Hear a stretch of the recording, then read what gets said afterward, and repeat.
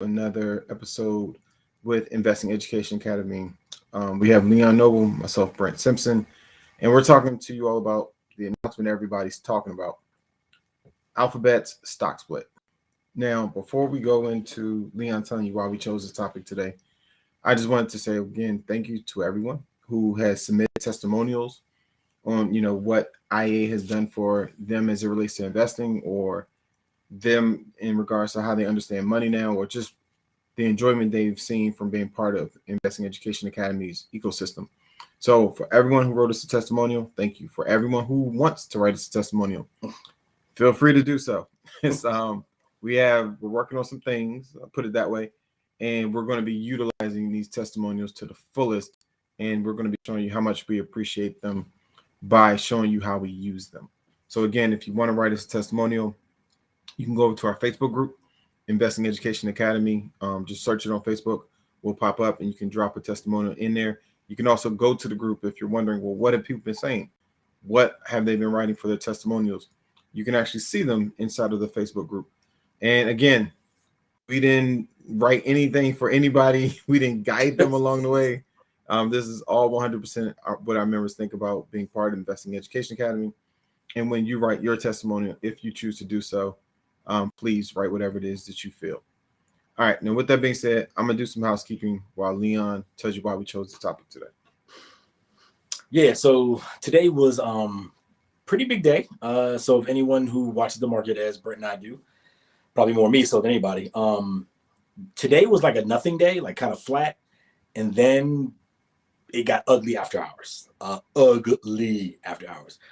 Reason being is, so I'm just gonna give a recap on this, and I'll get into the Google stuff. But so for people that don't know what happened today, Facebook had their earnings today. Had their earnings after hours today, and typically when companies know they're going to report either relatively bad numbers or just not meet the street's expectations, they do what's called a pre-announcement, and they'll just kind of come out and say, hey, this is going bad, or we have insight into this, and just watch out for this.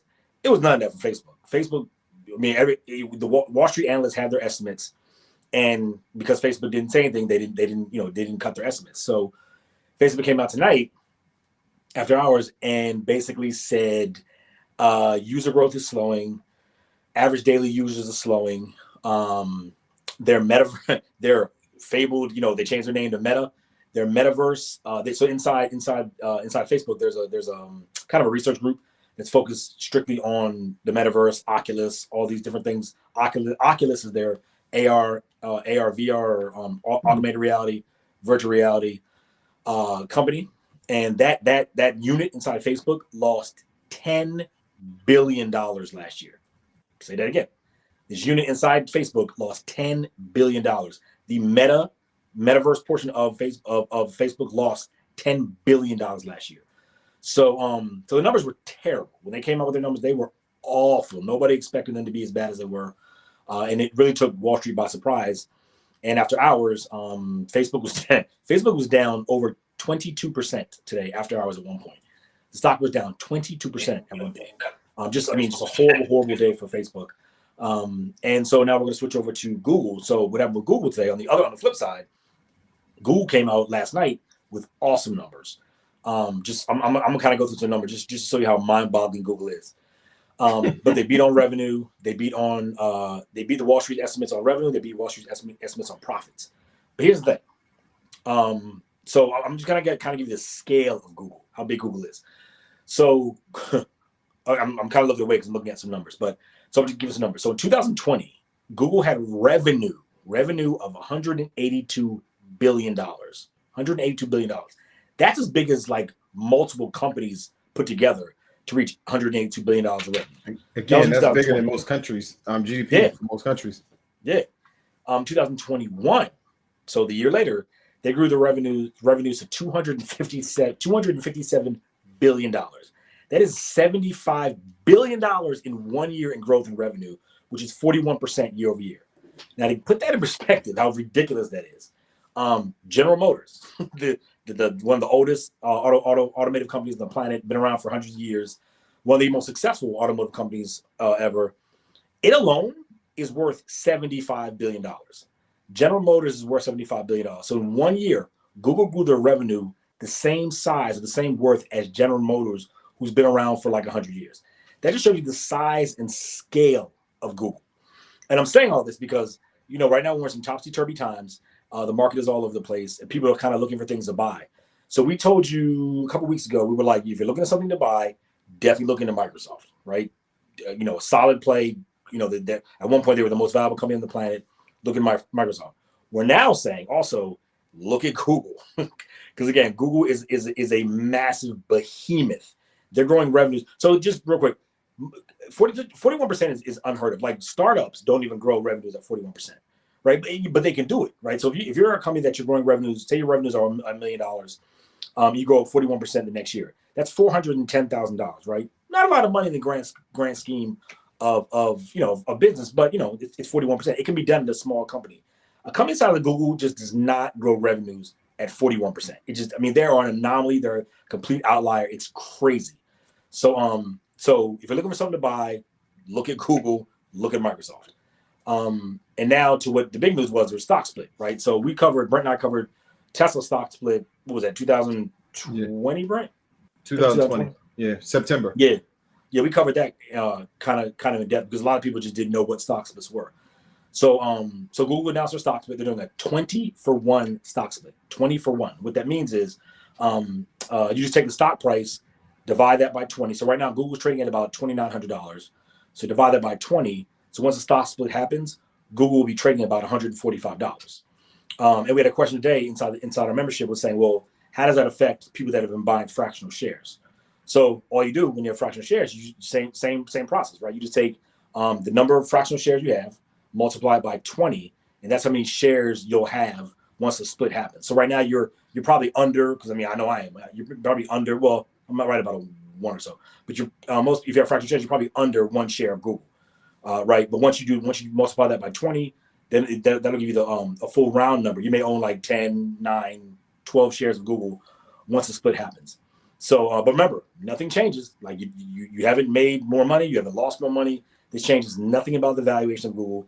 Changes nothing about the fundamentals of Google. The only thing it's just basically marketing.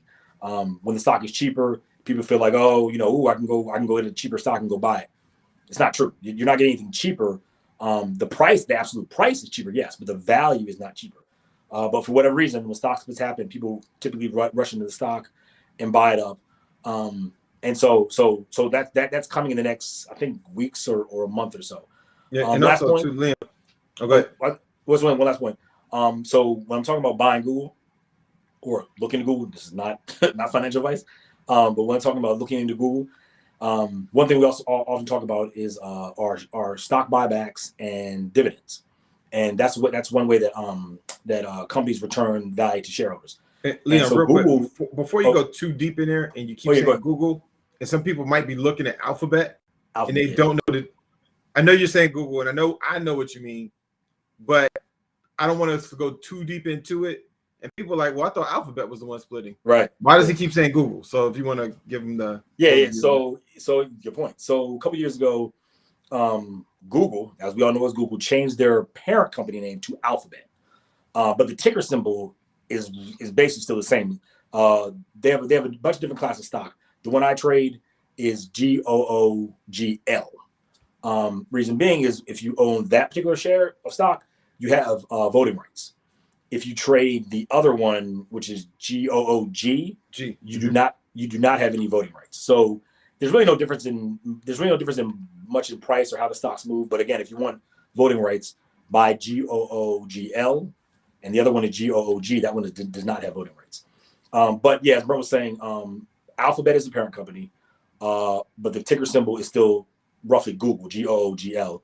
When I say Google or Alphabet, it's kind of one and the same. So yeah, just make that distinction.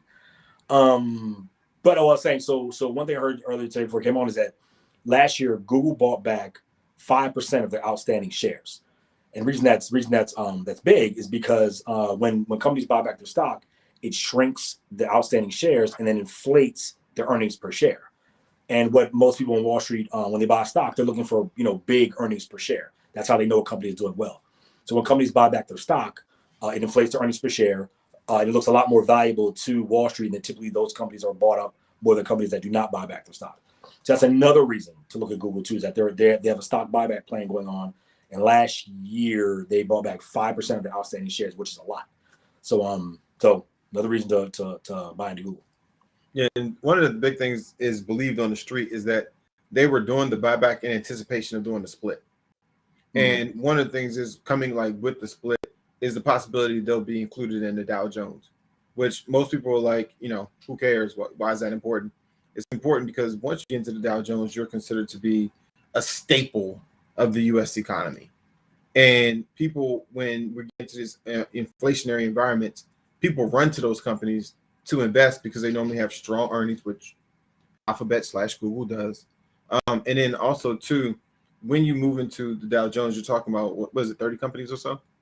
Yeah, 30.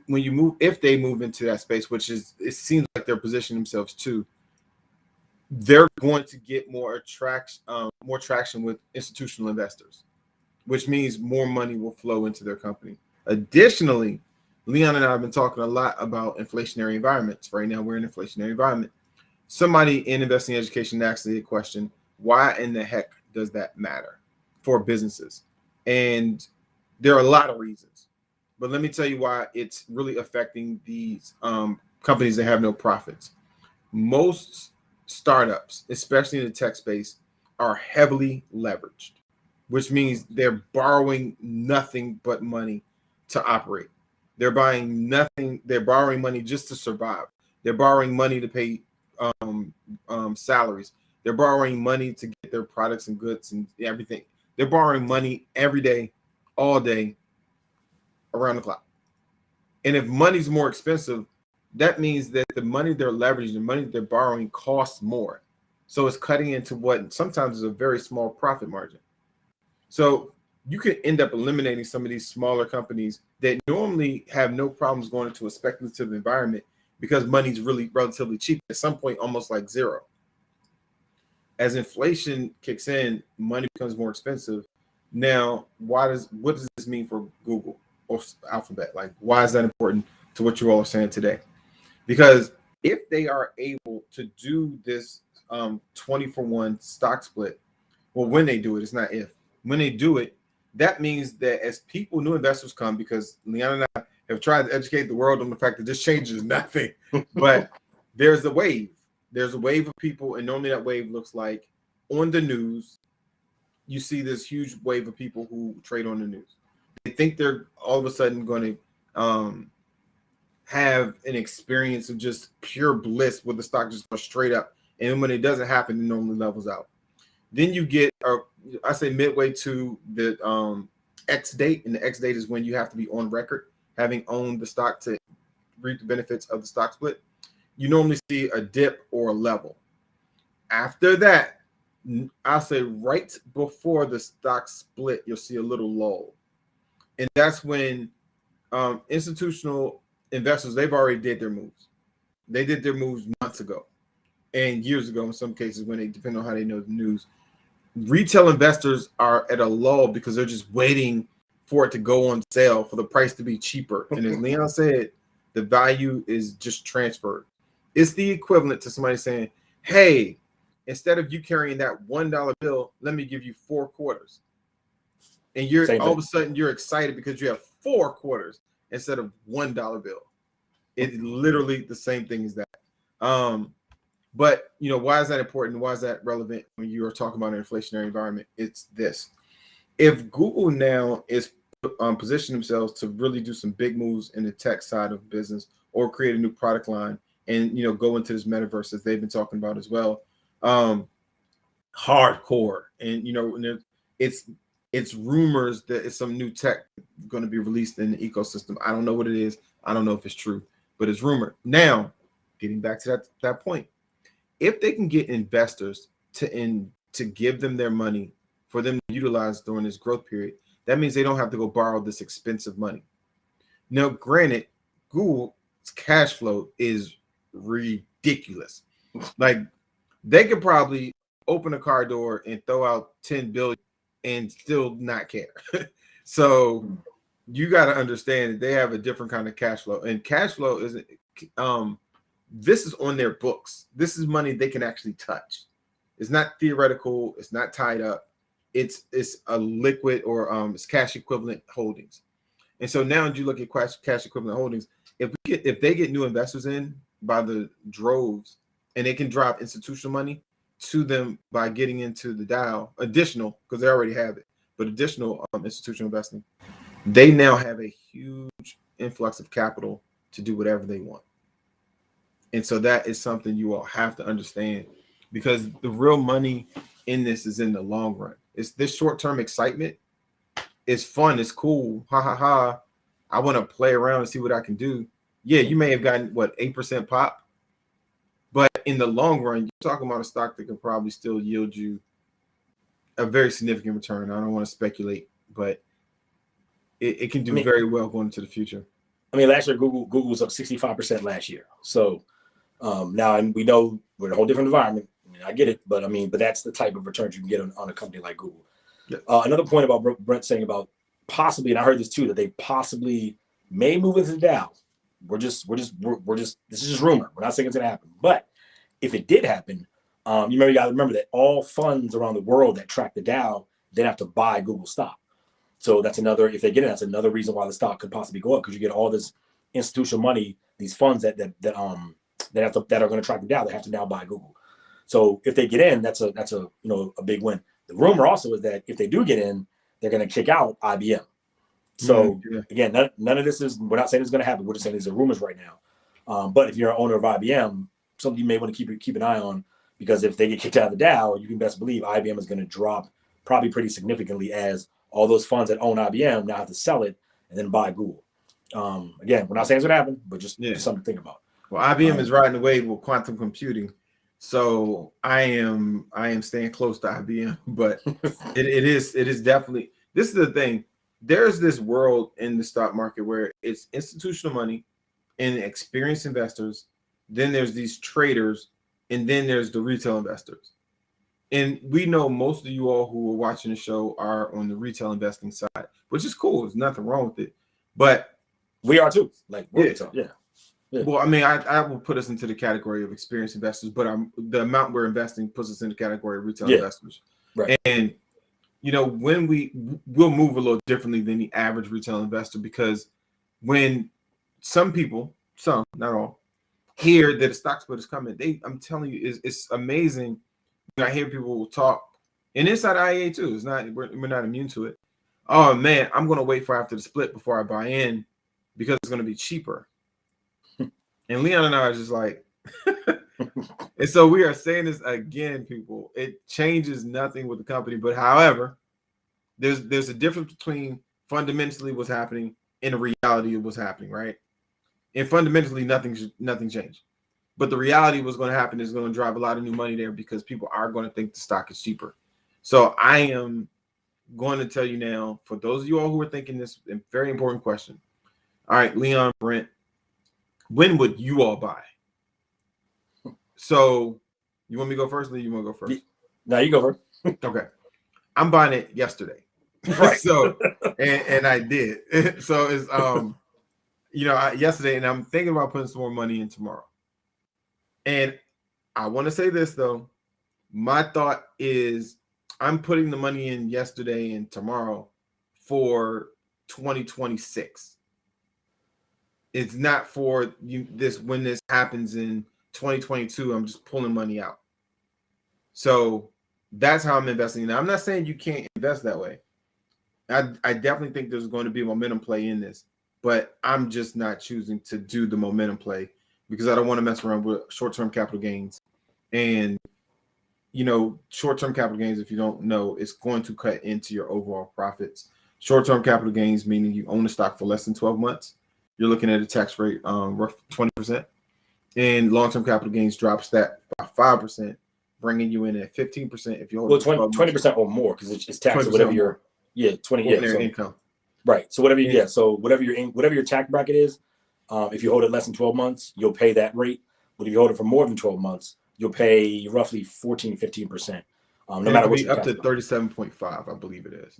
Yeah, on the short term gains. Short term Yes. side. Yeah, yep. So what we're saying is best to hold when you buy. That's why we say it's another reason why we say you should look to hold a stock for at least 3 years, because because anytime over more than a year, you get the long term capital gains, which can cut your tax rate by almost 50%, depending on which tax bracket you're in.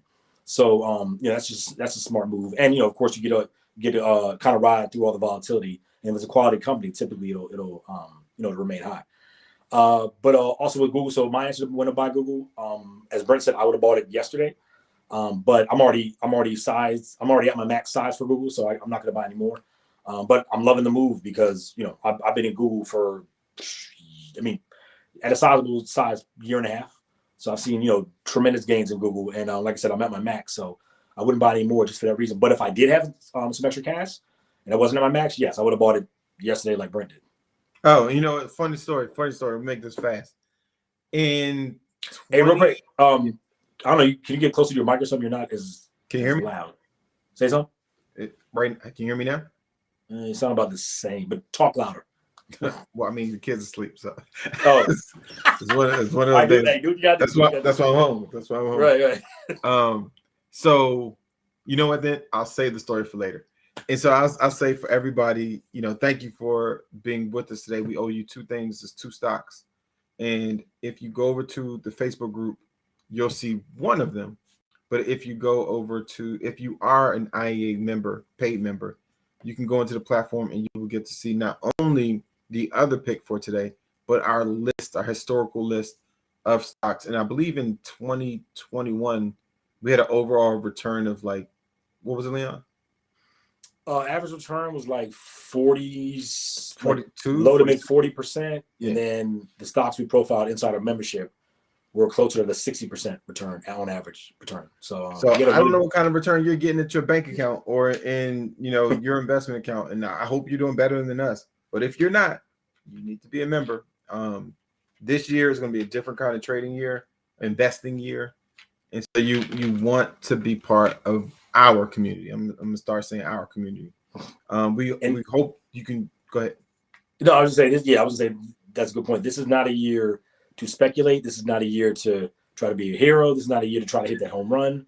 This is not a year to try. I would say it's not even a year to day trade, because this is. I mean, again, I don't know if anybody was watching the market like I did, but what happened after hours today what happened today and after hours looked like all of last week when we were just getting crushed. Literally in like an hour, the market dropped like from high to low, like 2.5%. I mean, just crushed because the Facebook report was so bad. So that's the type of market we're in. Companies that do not make their numbers, especially big companies like that, people look at that and say, okay, if Facebook's struggling, well, what's going to happen to Snap? What's going to happen to Twitter? What's going to happen to Pinterest? And all the I think after hours, Snap hasn't even reported yet. Just based on the Facebook numbers, Snap was down over 20% after hours today. Didn't even report, just because Facebook was down so big. What they call contagion. The contagion started rippling across other stocks that are in the same basket of stocks, social media, like Facebook, and they got crushed too. So this is, like I said, this is not the year to be a hero. Look for quality stocks with strong profits, growing revenues, and stay away from all the speculative SPACs and I would even say IPOs. Yeah, and it even rang true for Google, because I think of all their market segments or revenue arms, the one that missed, maybe it was 2, and one of the 2 that missed was their revenue from ads on YouTube. Mm-hmm.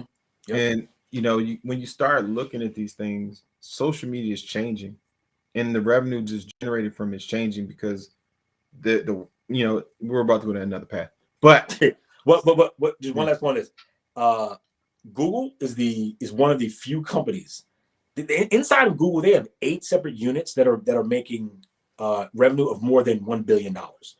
8 separate companies inside of Google are generating more than $1 billion per year. Google is an absolute monster. So, like I said, if you're looking for something to possibly buy, I would say 1, Microsoft, and 2, Facebook. In this really, really topsy-turvy environment, those are 2 really safe plays. Everybody, thank you for being with us. If you are interested in joining Investing Education Academy, simply go to investingeducationacademy.com or go to IEAmembers.com and you can join. If you're already a member, log in if you want to see both of our stock picks today. And if you're listening to our podcast, please drop us a comment. And thank you for subscribing to our podcast. We continue to grow by about 500 to 800 unique downloads per month. So that's like awesome that we've been keeping up that level of engagement on podcast for about the last 7 months. So that's because of you all. Thank you for telling people about us, and thank you for sharing.